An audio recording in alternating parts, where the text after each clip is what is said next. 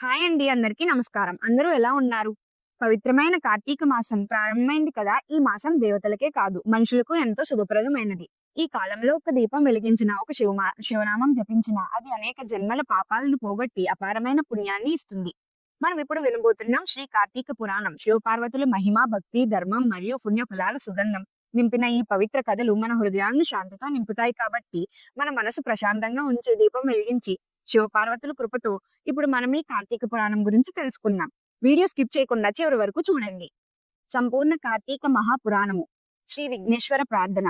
వాగిషద్య సుమనస సర్వార్ధన ఉమాకృపే యం నత్వ కృతాకృతస్సు సంనమామి గజాననం. శౌనకాదులకు సుతుడు కార్తీక పురాణము చెప్పుట. పూర్వం నైమిషారణ్యముకు సుత మహర్షి రాగా ఆయనను శౌనకాది మునులు సత్కరించి సంతుష్టుని చేసి కైవల్యదాయకమైన కార్తీక మాస మహత్యమును వినిపించి మమ్ములను ధన్యులు చేయమని కోరారు. అంటే కార్తీక పురాణం వినిపించి వాళ్ళను ధన్యుల్ని చేయమని కోరారు. వారి కొరకు మన్నించిన వ్యాస శిష్యుడైన సుత మహర్షి.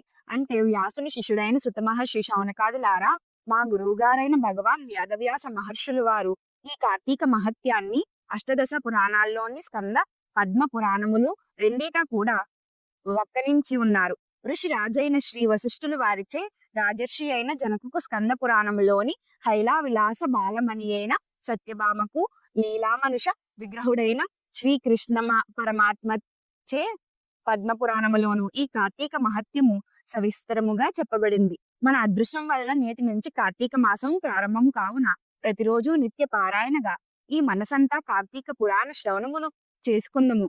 ముందుగా స్కంద పురాణంలోని వశిష్ఠ ప్రోక్తమైన కార్తీక మహత్యాన్ని వినిపిస్తాను, వినండి అంటూ చెప్పసాగాడు. పూర్వం ఒక్కసారి సిద్ధాశ్రమంలో జరుగుతున్న యాగానికి అవసరమైన ద్రవ్యానికై వశిష్ఠ మహర్షి జనక మహారాజు ఇంటికి వెళ్ళాడు. జనకునిచే యుక్త మర్యాదలను అందుకుని తను వచ్చిన విషయాన్ని ప్రస్తావించాడు.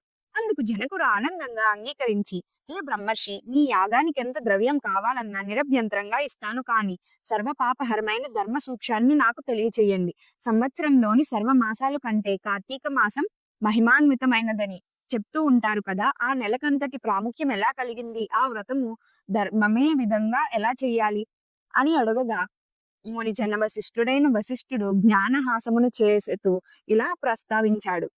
జనక మహారాజా, పూర్వ జన్మలో ఎంతో పుణ్యం చేసుకుంటేనే కాని సత్వశుద్ధి కలగదు. ఆ సత్వశుద్ధి కలిగిన నీ వంటి వారికి మాత్రమే ఇటువంటి పుణ్యప్రదమైనది వినినంత మాత్రం చేతనే అన్ని పాపాలను అణిచివేసేది అయిన కార్తీక మహత్యమును వినాలనే కోరిక కలుగుతుంది. విశ్వశ్రేయుని దృష్టిలో ఉంచుకుని నీవడిగిన సంగతులను చెబుతాను విను. ఓ విదేహ, కార్తీక మాసంలో సూర్యుడు తులా సంక్రమంతో ఉండగా సహృదయతతో ఆచరించే స్నాన దాన జప పూజలు విశేష ఫలితాలను ఇస్తాయని తెలుసుకో. ఈ కార్తీక వ్రతాన్ని తుల సంకరణాదిగా గాని శుద్ధ పాద్యం నుంచి గాని ప్రారంభించాలి. ముందుగా సర్వపాపహరం పుణ్యం వ్రతం కార్తీక సంభవం నిర్విఘ్నం కురుమే దేవ దామోదర నమస్తుతే. ఓ దామోదర, నా వ్రతమును నిర్విఘ్నముగా పూర్తి చెయ్యము అని నమస్కార పూర్వకంగా సంకల్పించుకొని కార్తీక స్నానం ఆచరించాలి. కార్తీక మండలి సూర్యోదయం వేళ కావేరీ నదిలో స్నానం చేసిన వారి పుణ్యం చెప్పలేంది కాదు. సూర్యుడు తులారాశిని ప్రవేశించగానే గంగా నది ద్రవరూపం ధరించి సమస్త నదీ జలాల యందును చేరుతుంది. వాపికుప తాటకాది సమస్త సజ్జల శయల్లోని కూడా విష్ణువు వ్యాపించి ఉంటాడు. బ్రహ్మాండముడైన వాడు కార్తీక మాసంలో నదికి వెళ్లి హరిధ్యానయతుడై కాళ్ళు చేతులు కడుక్కుని ఆచమించి శుద్ధాత్ముడై మంత్రయుక్తముగా భైరవాగ్యమును తీసుకుని మెల్లుతోని నీటిలో నిలబడి స్నానం చెయ్యాలి. పిదప దేవతలకు, ఋషులకు, పితరులకు తర్పణాలు వదలాలి. అనంతరం అగమహర్షణ మంత్ర జపంతో బొటనవేలు కొనంతో నీటిని కెలికి 3 దోసెల నీళ్లను గట్టుమిక్కు జిమ్మి తీరం చెయ్యాలి. చేరగానే కట్టుబట్ట కోనలను పిండాలి. దీనిని యక్ష తర్పణం అంటారు. అనంతరం ఒళ్ళు తుడుచుకుని పొడి మడివి తెల్లనినైన వస్త్రాలను ధరించి హరిస్మరణ చెయ్యాలి. గోపీ చందనంతో 12 ఊర్ధ్వపుండ్రాలను ధరించి సంధ్యావందన గాయత్రి జపాలను ఆచరించాలి. ఆ తర్వాత ఔపాసయం చేసి బ్రహ్మయజ్ఞం ఆచరించి తన తోట నుంచి చక్కటి పుష్పాలను తెచ్చి శంఖ చక్ర గదాగుడిని విష్ణువును సాలగ్రామందు నుంచి సభక్తిగా షోడశోపచారాలతోనూ పూజించాలి. అటు పిమ్మట కార్తీక పురాణ పఠనమును గాని శ్రావణమును గాని ఆచరించిన వాడే స్వగృహానికి చేరి దేవతార్చన వైశ్వదేవతలను చేసి భోజనమును చేసి ఆచమించి పురాణ కాలక్షేపం చేయాలి. సాయంకాలం కాగానే ఇతర వ్యాపారాలన్నిటిని విరమించుకొని శివాలయంలో గాని, విష్ణాలయంలో గాని యథాశక్తి దీపాలను పెట్టి అక్కడ స్వామిని ఆరాధించి భక్షభోజ్యాలకు నివేదించి శుద్ధ వాక్కులతో హరిని స్తుతించి నమస్కరించుకోవాలి. ఈ కార్తీక మాసం అంతటా ఈ విధంగా వ్రతాన్ని చేసిన వారు పునరావృత్తి రహితమైన వైకుంఠాన్ని పొందుతారు. ప్రస్తుత పూర్వజన్మ రహితులైన పాపాలని కూడా కార్తీక వ్రతం వలన హరించుకుపోతాయి. వర్ణ శ్రమ లింగ ఏ భేద రహితముగా ఈ వ్రతాన్ని ఎవరు ఆచరించినా సరే వాళ్ళు మోక్షార్హులే కావడం నిశ్చయము. జనక రాజా తనకు తానుగా ఈ వ్రతాన్ని ఆచరించలేకపోయినా ఇతరులు చేస్తుండగా చూసి అసూయరహితుడై ఆనందించే వానికి ఆ రోజు చేసిన పాపాలన్నీ విష్ణు కృపాగ్నిలో ఆహుతైపోతాయి. ద్వితీయాధ్యాయము కార్తీక సోమవార వ్రతం. హే జనక మహారాజా, వినినంత మాత్రం చేతనే మన సర్వ పాపాలను హరింపచేసే కార్తీక మహత్యాన్ని శ్రద్ధగా విను. అందున ఈ నెలలో శివప్రీతిగా సోమవార వ్రతం ఆచరించేవాడు తప్పనిసరిగా కైలాసాన్ని చేరుకుంటాడు. కార్తీక మాసంలో వచ్చి ఏ సోమవారం నాడైనా సరే స్నాన జపములను ఆచరించేవాడు 1000 అశ్వమేధ ఫలాన్ని పొందుతాడు. ఈ సోమవార వ్రత 6 రకాలుగా ఉంటుంది. ఉపవాసము, ఏకభక్తము, నక్తము, ఆయచిత్తము, స్నానము, తిలాదానము. మొదటిది ఉపవాసం. శక్తి గలవారు కార్తీక సోమవారం నాడు పగలంతా అభోజనం అంటే ఉపవాసంతో గడిపి సాయంకాలమున శివాభిషేకం చేసి నక్షత్ర ధర్మనాంతరమున అంటే నక్షత్రం చూసిన తర్వాత తులసి తీర్థము మాత్రమే సేవించాలి. ఏకభక్తము అంటే రెండోది ఏకభక్తము అంటే సాధ్యం కాని వాళ్ళు ఉదయం స్నాన దాన జపాలను యథావిధిగా చేసుకుని మధ్యాహ్నమును భోంచేసి రాత్రి భోజనానికి బదులు శైవ తీర్థమే అంటే తులసి తీర్థం మాత్రమే తీసుకోవాలి. మూడవది నక్తము. పగలంతా ఉపవాసించి రాత్రి నక్షత్ర దర్శనం తర్వాత భోజనానికి గాని ఉపహారం గాని స్వీకరించాలి. నాలుగవది అయాచిత్తము. భోజనానికై తాము ప్రయత్నించకుండా ఎవరైనా వారికి వారుగా పిలిచి పెడితే మాత్రం భోంచేయడం ఆయాచిత్తము. ఐదవది స్నానము. పై వాటికి వేటికి స్నానం లేని వాళ్ళు సమంత్రక స్నాన జపదులు చేసినప్పటికీ చాలును. ఆరవది తిలాదానము. మంత్ర జప విధాలుగా కూడా తెలియని వాళ్ళు కార్తీక సోమవారం నాడు నువ్వులను దానం చేసినా సరిపోతుంది.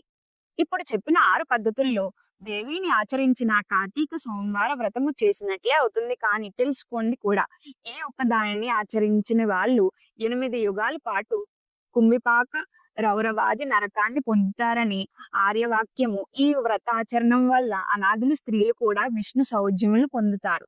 కార్తీక మాసంలో వచ్చే ప్రతి సోమవారం నాడు కూడా పగలు ఉపవాసం చేసి రాత్రి నక్షత్ర దర్శనం అనంతరం మాత్రమే భోజనం చేస్తూ ఆ రోజంతా భగవతా సేవలో గడిపే వాళ్ళు తప్పనిసరిగా శివ సాయుధ్యాన్ని పొందుతారు. సోమవార వ్రతాన్ని చేసే వాళ్ళు నమ్మక చమ్మక సహితంగా శివాభిషేకం చేయుట ప్రధానమని తెలుసుకోవాలి. ఈ సోమవార వ్రత ఫలాన్ని వివరించే ఒక ఇతిహాసాన్ని చెప్తాను వినండి.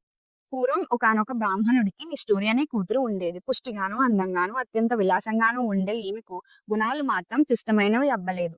అంటే మంచిది అబ్బలేదు. దుష్ట గుణ భయుష్ఠుడై గయ్యాలిగాను కామకురాలుగాను చరించే ఈ నిష్ఠూరి ఆమె గుణాల రీత్యా కర్కస అని కూడా పిలువబడేది. బాధ్యత ప్రకారం తన తండ్రి కర్కసను సౌరాష్ట్ర బ్రాహ్మణుడైన మిత్రశర్మ అనే వానికిచ్చి తన చేతులు దులిపేసుకున్నాడు. ఆ మిత్రశర్మ చదువుకున్నవాడు, సద్గుణవంతుడు, సదాపరుషుడు, సరసుడు మాత్రమే కాక సహృదయుడు కూడా. ఇటీవల నా కర్కస ఆడినది ఆటగా పాడినది పాటగా కొనసాగుతూ వచ్చింది. పైగా ఆమె ప్రతిరోజు తన భర్తను తిడుతూ కొడుతూ ఉండేది. అయినప్పటికీ కూడా మనసుకు నచ్చినది కావడం వలన మోజు చంపుకోలేక భార్యను పరాజించడం అంటే ఎదిరించడం, తన వంశాన్ని పరువు తక్కువై ఆలోచన వలన మిత్రశర్మ కర్కస పెట్టే కఠిన హింసలన్నిటినీ భరిస్తూ ఉండేవాడు కానీ ఏనాడు ఆమెను శిక్షించలేదు. ఆమె ఎందరో పురుషులతో అక్రమ సంబంధం పెట్టుకుని భర్తను, అత్తమామలను మరింత నిర్లక్ష్యంగా చూసేది. అయినా భర్త సహించాడు. ఒకానొక నాడు ఆమె యొక్క విటులలో ఒకడు ఆమెను పొందుతూ నీ మొగుడు బ్రతికి ఉండడం వల్లనే మనం తరచూ కలుసుకోలేకపోతున్నామని రెచ్చగొట్టడంతో ఆ కర్కస రాత్రికి రాత్రి నిద్రలో ఉన్న భర్తను శిరస్సుపై బండరాయి వేసి చంపివేసింది. ఆ శవాన్ని తానే మోసుకుని పోయి ఒక పాడుబడిన నూతిలో విసిరి చంపేసింది. ఇదంతా గమనించినప్పటికీ కూడా ఆమె విటుల బలం ఎక్కువ కావడం చేత అత్తమామలు ఆమెనేమీ అనలేక తామే ఇల్లు వదిలి వెళ్ళిపోయారు. అంతటితో మరింత స్వాతంత్రం ఇచ్చిన కర్కస కన్నుమిన్నుగాని కామవేషంతో అనేక మంది పురుషులతో సంసారం పెట్టుకుని ఎందరో సంసార స్త్రీలను కూడా తన మాటలతో భ్రమింపచేసి తన విటులకు తార్చి తద్వారా సొమ్ము చేసుకునేది. కాలం గడిచింది. దాని బలం తగ్గింది. యవ్వనం తొలగింది. శరీరంలోని రక్తం పలుచబడడంతో కర్కస జబ్బు పడింది.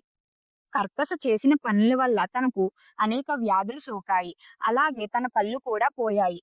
ఇంకా ఇలా ఉండడంతో విటుల రాకపోకలు కూడా తగ్గిపోయాయి. ఆమె సంపాదన పడిపోయింది. అందరికందరూ ఆమెను అసహ్యించుకోసాగారు. తినడానికి తిండి, ఉండేంటికింత ఇల్లు, వంటి నిండా కప్పుకోవడానికి వస్త్రం కూడా కరువైంది. సుఖవర్ణాలతో నడివీధిన పడి మరణించింది. కర్కశ శవాన్ని కాటికి మోసుకుపోయే దిక్కు కూడా లేకపోయింది. యమదూతలు ఆ జీవిని పాశబద్ధన చేసి నరకానికి తీసుకువెళ్లారు. యముడేమో దుర్భరమైన శిక్షలను విధించాడు. భర్తను విస్మరించి పరపురుషులను ఆలింగనం చేసుకున్న పాపానికి ఆమె చేత మండుతున్న ఇనుప స్తంభాన్ని కౌగిలింపచేశాడు. భర్త తలను బద్దలుగొట్టినందుకు ముండ్ల గదతో ఆమె తల చిట్లేట్లుగా మోదించాడు. భర్తను దూషించినందుకు, కొట్టినందుకు, తన్నినందుకు దాని పాదాలు పట్టుకుని కఠిన శిలపై వేసి బాధించాడు. సీసనము గాని చెవులలో పోయించాడు. కుంభీపాక నరకానికి పంపాడు. ఆమె పాపాలకు గాను ఆమె ముందు 10 తరాల వారు, తదుపరి 10 తరాల వారు ఆమెతో కలిసి మొత్తం 21 తరాల వాళ్ళు కుంభీపాకంలో కుమిలిపోసాగారు.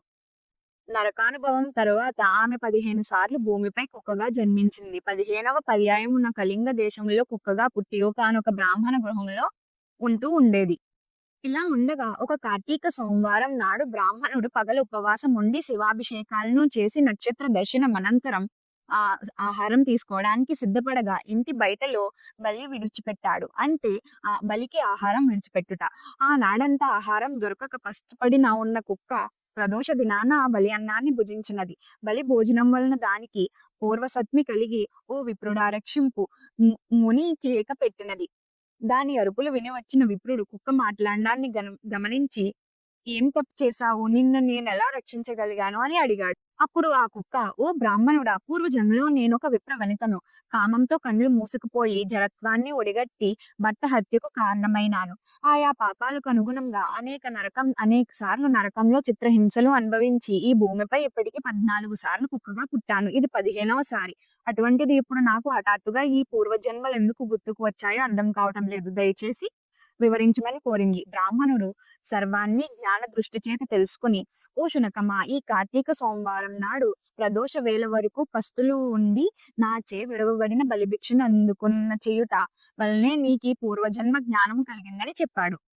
అప్పుడు ఆ కుక్క, కరుణామయుడైన ఓ బ్రాహ్మణుడా, నాకు మోక్షం ఎలా సిద్ధించునో మార్గం చూపించు అని అడగగా, అప్పుడు ఆ బ్రాహ్మణుడు తను చేసిన అనేక కార్తీక సోమవారాల వ్రతాల్లో ఒక సోమవారం నాటి వ్రత ఫలాన్ని ఆ కుక్కకు దారపోయగా, ఆ క్షణమే ఆ కుక్క తన శునక దేహాన్ని విడిచి దివ్య స్త్రీ శరీని ప్రకాశ మనోహర వస్త్ర విభూషితి అయి పితృదేవతల సమానిత్యై కైలాసమునకు చేరింది. కాబట్టి ఓ జనక మహారాజా, నిశ్చయముగా ఈ కార్తీక సోమవార వ్రతాన్ని నీవు తప్పనిసరిగా ఆచరించు అంటూ వశిష్ఠుడు చెప్పడం ఆపాడు. చూశారు కదండి, కార్తీక మహాపురాణంలో మొదటి 2 అధ్యాయాలు. ఇక నెక్స్ట్ వీడియోలో నెక్స్ట్ అధ్యాయాలతో మళ్ళీ కలుద్దాం. ఈ వీడియో మీకు నచ్చినట్టయితే లైక్ చేసి షేర్ చేయండి. అలాగే మీకేమైనా కార్తీక మాస వ్రతాల గురించి, పూజల గురించి తెలిస్తే కామెంట్ లో చెప్పండి. ఇక మరిన్ని వీడియోస్ కోసం మా ఛానల్ ను సబ్స్క్రైబ్ చేసుకోవడం మర్చిపోవద్దు. పక్కనే ఉన్న బెల్ ఐకాన్ క్లిక్ చేసి ప్రతి వీడియోకి నోటిఫికేషన్ పొందండి. జై శ్రీరామ్.